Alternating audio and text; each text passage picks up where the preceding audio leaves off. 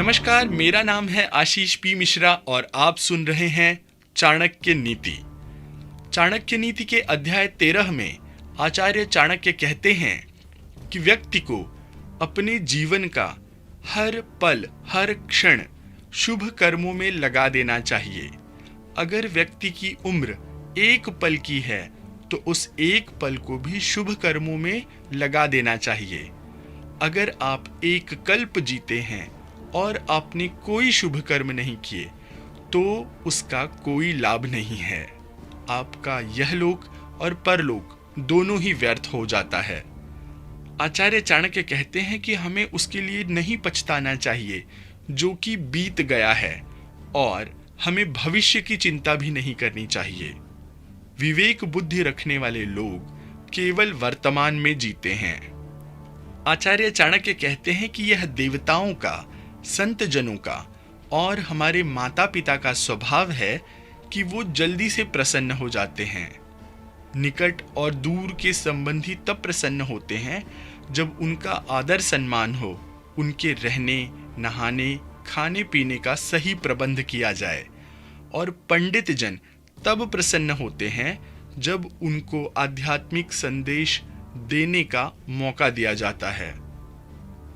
आचार्य चाणक्य कहते हैं कि देखिए, ये कितने आश्चर्य की बात है। सही अर्थ में वही महान है, वही धनवान है जो पैसे को तिनके के समान समझे और धन आने के बाद अधिक विनम्र, अधिक नम्र हो जाए। आचार्य चाणक्य कहते हैं कि जो व्यक्ति अपने घर के लोगों से बहुत ज्यादा आसक्ति रखता है वह भय और दुख को प्राप्त होता है। आसक्ति यानी कि लगाव ही सभी दुखों का मूल है। जिसे सुखी होना है उसे लगाव और आसक्ति का त्याग कर देना चाहिए। आचार्य चाणक्य कहते हैं कि जो व्यक्ति भविष्य के लिए तैयार है और हर आने वाली परिस्थिति से चतुराई से निपटता है, यही दो व्यक्ति सुखी रहते हैं। लेकिन जो व्यक्ति सिर्फ भाग्य के सहारे चलता है वह बर्बाद हो जाता है। आचार्य चाणक्य कहते हैं कि यदि राजा पुण्यात्मा है तो प्रजा भी वैसी ही होती है। यदि राजा पापी है तो प्रजा भी पापी हो जाती है। यदि वह सामान्य है तो प्रजा भी सामान्य रहती है। प्रजा के सामने राजा एक उदाहरण होता है और प्रजा राजा का ही अनुसरण करती है।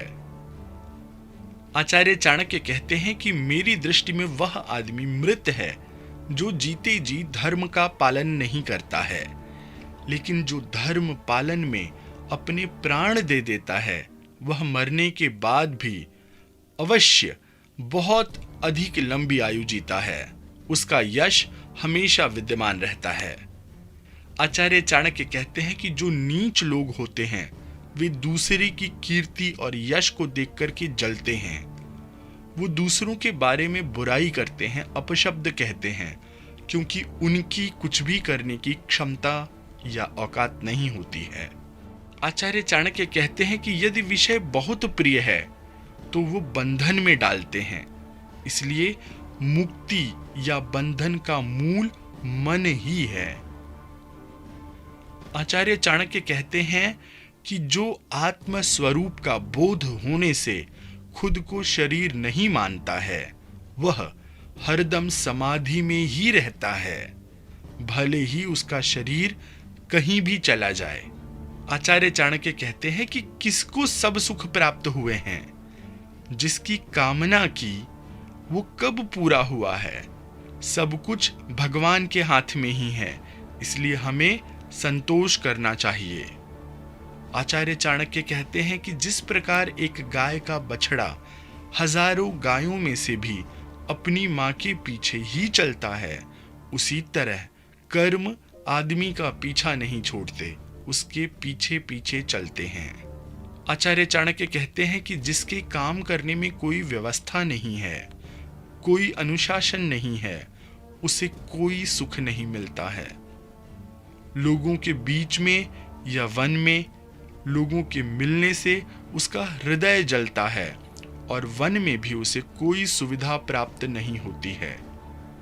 आचार्य चाणक्य कहते हैं कि यदि आदमी उपकरण का सहारा ले तो गर्भजल से भी पानी को निकाला जा सकता है। यदि उसी तरह विद्यार्थी अपने गुरु की सेवा करे तो गुरु के पास ज्ञान निधि उसे प्राप्त हो सकती है। आचार्य चाणक्य कहते हैं कि हमें हमारे कर्म का फल मिलता है।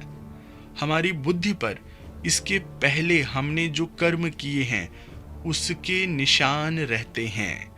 इसलिए जो बुद्धिमान लोग हैं वो सोच विचार करके हर कर्म करते हैं।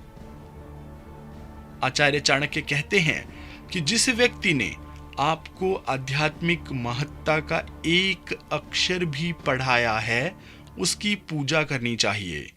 जो ऐसे गुरु का सम्मान नहीं करता वह 100 बार कुत्ते का जन्म लेता है और आखिर में चांडाल बनता है।